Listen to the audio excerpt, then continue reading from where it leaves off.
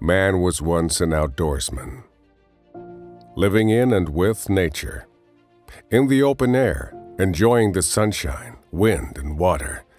Being outside is in our genes, because we still feel better when we are outside, on the beach, in the mountains, in the woods, on a patio, at the campsite.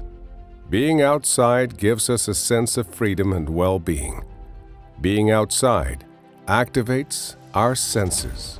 But today we spend 90% of our time inside our houses, homes, and apartments, inside offices, hospitals, care homes, schools, and academies, inside cars, buses, trains, and planes.